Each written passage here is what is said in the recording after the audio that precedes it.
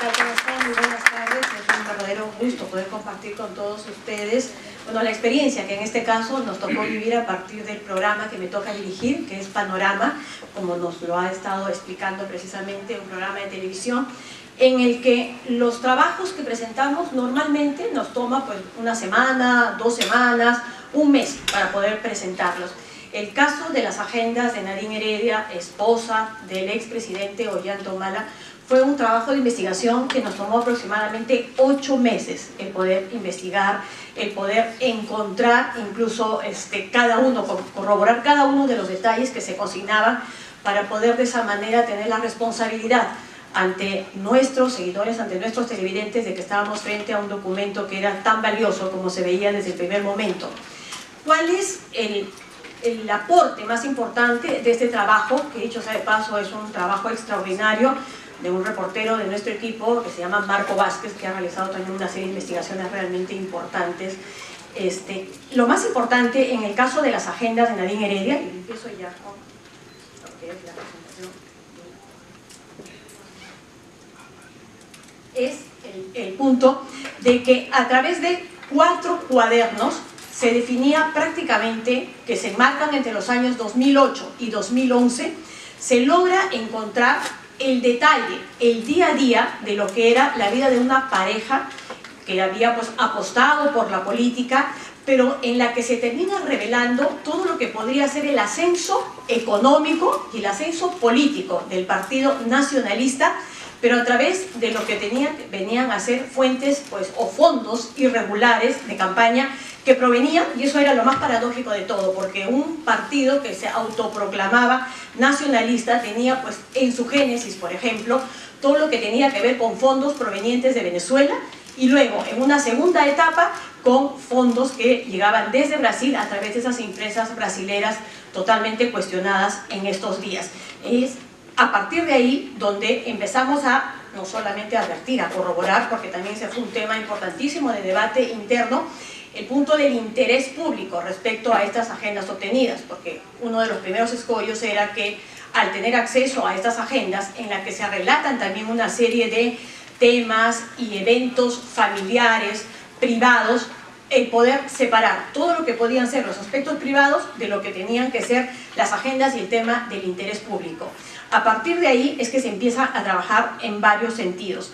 Uno de los puntos que eran realmente importantes era lo que tenía que ver con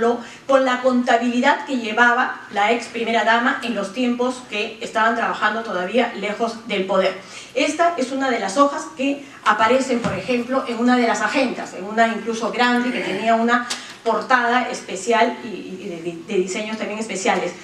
Era un resumen que tenía una conclusión en la que los montos en los que se pueden ver eran de en total $5.565.781, ojo, en el que se podía ver claramente el orden en el que ella establecía, porque este era un balance que, dicho sea de paso, lo realizaba mensualmente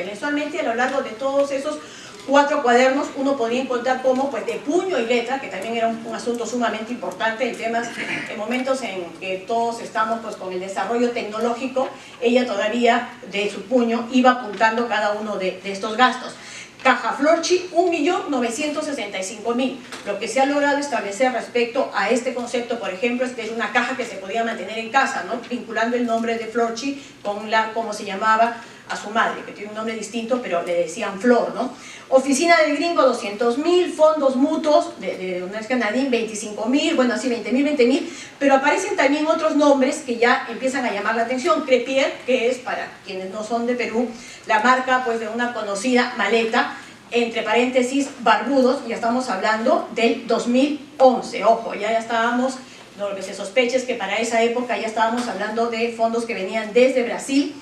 Caja de diseño, préstamos Pepe, Banco Continental, nuevamente Barbudos con 1.900.000, que a medida que se han ido realizando algunas de estas investigaciones están coincidiendo también con los fondos que se vienen declarando de parte de los colaboradores eficaces desde Brasil.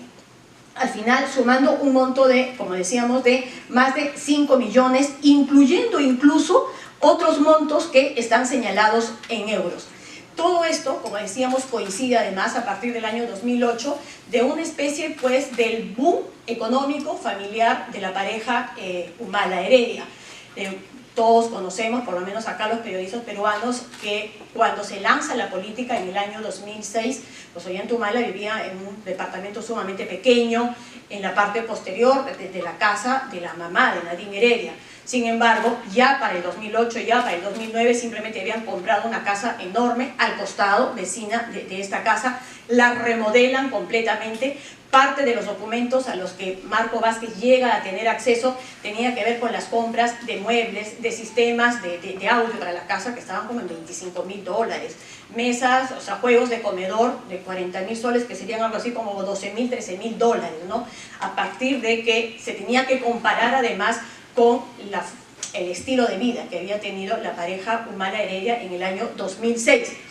Esto es lo que tiene que ver puntualmente con lo que se refiere a los montos que se podían haber estado manejando y que nos permitían también corroborar algunas de las denuncias periodísticas o contrastarlas que se habían dado en esos años, porque además de la compra de la casa ya se conocía pues de la compra de relojes Rolex, de viajes pues al Caribe con toda la familia, en momentos en que además el entonces candidato nacionalista del Polo Rojo había dejado de cobrar el sueldo de comandante del ejército, que ya prácticamente ni lo recogía, ¿no? O sea, simplemente estaban llevando pues una vida distinta, realmente fuera del alcance de lo que venía a ser el presupuesto. En las agendas, además de llevar, como decíamos, una contabilidad permanente, mensual, se llega también a constatar la participación del entorno más cercano a la ex primera dama, porque a pesar de que el candidato era Ollanta Humala, era la cara del Partido Nacionalista, todo lo que tenía que ver con el tema de los fondos económicos giraron y siempre se manejaron en el entorno más íntimo y más cercano de la ex primera dama, de Nadine Heredia. Una de las personas más vinculadas en este tema era la señora Rocío Calderón, amiguísima desde la infancia de Nadine Heredia. Aparece incluso cuando se habla de fondos mutuos Chío, 20.000 soles. Pero no solo eso, a través del caso de Rocío Calderón se puede constatar también cómo ya existían otros vínculos con las empresas brasileras. La señora Rocío Calderón, conocida también como Chía, estuvo cobrando durante año y medio, 2, mensualmente $10.000, que reduciendo el impuesto y quedando neto eran $9.000, que Nadine Heredia también lo tenía todos los meses ahí apuntado, de los $9.000 que los cobraba Chío, pero que iban a parar a las cuentas, o en todo caso aparecía en la contabilidad ya que llevaba Nadine Heredia en sus cuentas. Posteriormente ella estuvo también formando parte del equipo que asesoraba en el despacho presidencial y también de una importante institución que tiene que ver con todo lo que son las contrataciones públicas. Otro personaje sumamente cercano también a Nadine Heredia era la señora Cristina Belita de Laborius, una persona que Nadine Heredia conoció cuando fue pues agregado militar en París, Ollanta Humala. Se genera un vínculo sumamente cercano y luego es tan cercano que cuando llegan al poder incluso la nombran embajadora del Perú en Francia. Pero antes de eso ya existen incluso varios correos que también se tuvo acceso, además correos así originales, notas incluso escritas por ellas mismas, en los que se detalla cómo ella era la persona encargada de llevar fondos hacia Europa. O sea, se notaba clarísimamente, de acuerdo a las anotaciones que hace la propia Nadine Heredia, de que había un interés respecto a la compra de un departamento, respecto a una inversión, un interés comercial, de todas maneras, en Europa, para el que se destinaba mensualmente un monto aproximado de $8.000,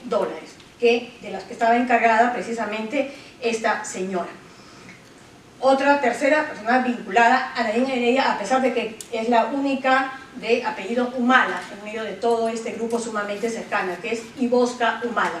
que es la persona a la que le envían varias remesas de fondos, también fondos que hasta el momento, por supuesto, vuelvo a insistir, no se han podido demostrar de dónde provenían de parte de Nadine Heredia, ¿no? O sea, de dónde podía haber obtenido ella esos montos de dinero para estar enviándolos al extranjero, y de acuerdo a correos que se recibían y que ella misma los reportaba, la señora Ibosca Humala, eran depositados en cuentas personales en Suiza, que dicho sea de paso, hace exactamente un par de semanas o menos, ya desde Suiza se ha informado que gracias al pedido de los fiscales se va a levantar el secreto bancario de las cuentas que tiene Iboska Humala en esa ciudad, a pesar de que ella incluso había apelado esa decisión respecto a que se estaba, pues no sé, el tema de su privacidad, y no se podía exponer. Y finalmente, respecto a este círculo sumamente cercano de la primera dama, el caso de Ilan Heredia, contador de profesión, hermano de Nadine Heredia, que era el que manejaba absolutamente todo el tema, tanto de lo que era la tesorería del Partido Nacionalista, como las cuentas personales que manejaba Nadine Heredia, el hombre que se encargaba además de hacer los pagos de esta hipoteca, que llamó la atención de la Unidad de Inteligencia Financiera precisamente porque de pronto aparecieron unos aportes realmente grandes que no se podían explicar de dónde se habían obtenido. Luego se dijo que eran algunas asesorías, pero quedó demostrado que estas no habían tenido lugar. Esto es en lo que se refiere a los montos que se podían estar manejando, a las personas vinculadas a la ex primera dama. Pero en lo que tiene que ver con la política, por ejemplo, hay varias hojas que nos demuestran, como esta que estoy en este momento mostrando, que tenía que ver para hablar con Nico, que es precisamente donde sale a la luz este estrecho vínculo que durante esos años se dio entre el Partido Nacionalista y el chavismo. Hablar con Nico, después de estar revisando en varias oportunidades ese documento, pues nos quedaba claro, y porque más adelante, no sé si se puede leer también, está hablando de la época en que Nicolás Maduro era alcalde de Caracas. Entonces hay que encontrarse con el alcalde, reunirse con el alcalde Nico, que no era otra persona que Nicolás Maduro. Pero además de los requerimientos que se le hacía a Nicolás Maduro, que hay que demandar agilidad en las relaciones con la alcaldía de Caracas en dos ítems: equipamiento técnico y URIA. Plantear el tema de la televisora, hablar con Rubén el Gordo, que más adelante se ha podido conocer quién es, las asignaciones de este año, o sea, asignaciones de, por supuesto, fondos que tenía que darse desde el chavismo para el Partido Nacionalista, que dicho sea de paso, en ese momento era la principal fuerza opositora durante esos años aquí en el Perú. Informes sobre casas, organización, inversión en un diario, que era el diario La Primera, y también en la imprenta. Todo esto, que son una de tantas páginas de todos estos 4 cuadernillos, era la parte que nos permitía advertir que no solamente estábamos ante un tema de lavado de activos, sino también de esta revelación de cómo se estaban manejando estos vínculos a nivel político. Otro plano sumamente importante, que es un aporte de las agendas, es el tema que tiene que ver con todas las estrategias judiciales que manejó el ex presidente, en esa época todavía candidato, frente a dos casos sumamente importantes que en esa época lo perseguían o lo tenían en todo caso en jaque. Uno que tenía que ver con el tema del Andahuaylazo, que fue un levantamiento en esta zona del sur del país, y otra con una acusación por violación de derechos humanos de Madre Mía, que es la parte más resaltante y que tiene que ver con el tema del Andahuaylazo. Es el tema, o es la frase escrita puntualmente donde dice: juez se puede escoger, que también tuvimos que corroborar exactamente de qué se trataba, y eso se da en el contexto en el que después del Andahuaylazo, que viene todo este proceso, pues la principal cabeza responsable era el hermano de Ollanta Humala, este militar que todavía está en prisión, le han dado una condena de 19 años, Antauro Humala. En un momento durante este proceso, una jueza decide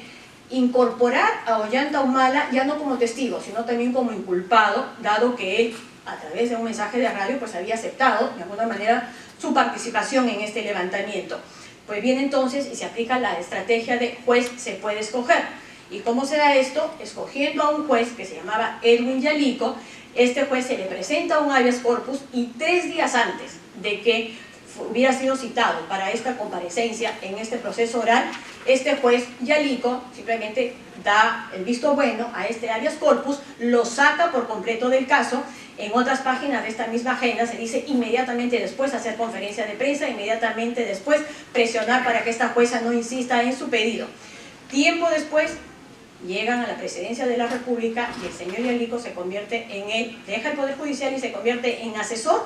de uno de los personajes más importantes del nacionalismo, el señor Urquizo, y trabaja tanto en los ministerios en los que está el señor Urquizo y también en el Congreso de la República. Digamos, eso fue de alguna manera los beneficios que llega a obtener este juez, pero que también,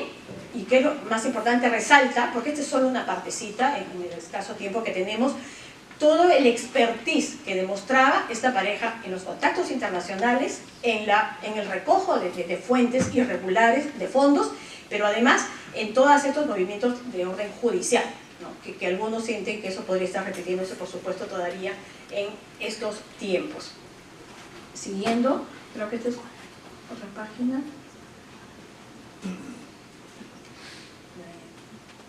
Eso tiene que ver también con algunos otros contactos con el tema del Poder Judicial y también respecto a todas esas movidas que yo les estaba hablando. No hay que presionar a la jueza Rojas y hay que hablar también con tales y cuales funcionarios o en todo caso miembros del Tribunal Constitucional para que esto no continuara. Estos son solamente algunos de los ejemplos de lo que podía aportar la agenda, pero en todo caso yo también quería compartir con ustedes lo que fue para nosotros estos 8 meses de trabajo periodístico, en el que tuvimos que sortear pues, varios obstáculos. Eran 8 meses, tanto tiempo para ver un tema de unas agendas que cuando uno lo recibe inmediatamente dice, con publicarlas pues bastaba y sobraba, pero obviamente nuestro compromiso era mucho mayor. Se demoró tantísimo tiempo, hace poco me estábamos comentando con Marco cuántos datos considerados irrelevantes son los que se tuvieron que corroborar para tener la certeza de que estas agendas efectivamente eran auténticas. Superaban los 60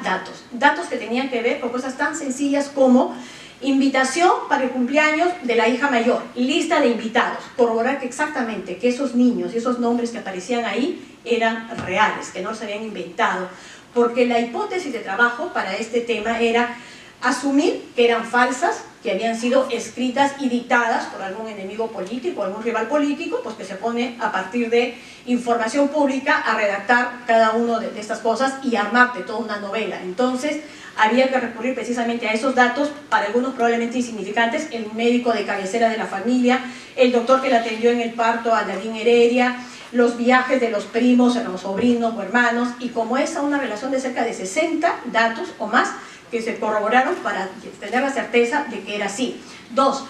someterlo a un peritaje grafotécnico, un peritaje que no podía ser hecho solamente en Perú. ¿Y por qué no tenía que ser hecho solamente en Perú? Porque el perito que hiciera ese trabajo tenía que estar libre de toda sospecha, de prejuicio respecto a la pareja Humala Heredia, que tenía que estar completamente alejado de la realidad política de nuestro país para que pudiera dar un fallo precisamente objetivo, en todo caso una conclusión al margen de todas estas otras influencias. Entonces se buscó a un estudio en Italia, y digo Italia porque además tuvimos que ir a Italia porque las agendas fueron entregadas en ese país, y ahí se buscó a uno de los estudios que había tenido que ver incluso con temas vinculados a unas demandas incluso de la Segunda Guerra Mundial. Entonces era un perito que tenía realmente un currículum intachable, y también a un perito peruano para que cuando se dieran las investigaciones posteriores pudiera responder precisamente por algunos de estos fallos. Y finalmente creo que el tema que más se discutió durante esos meses y que fue de permanente confrontación era el tema del interés público. El tema de que, ojo, estas agendas en algún momento estuvieron en la mesa de noche de Nadine Heredia, han estado en el círculo más íntimo de su hogar. ¿Cómo así tenemos derecho a poder tomarlas, sacarlas y exponerlas? Entonces creo que lo más importante fue el poder separar precisamente toda esa información privada, hacer las consultas a quienes teníamos que hacer para tener también una opinión jurídica y poder simplemente quedarnos con todo lo que era información pública, una información que 2 años y medio después todavía sigue persiguiendo a la pareja Humala Heredia.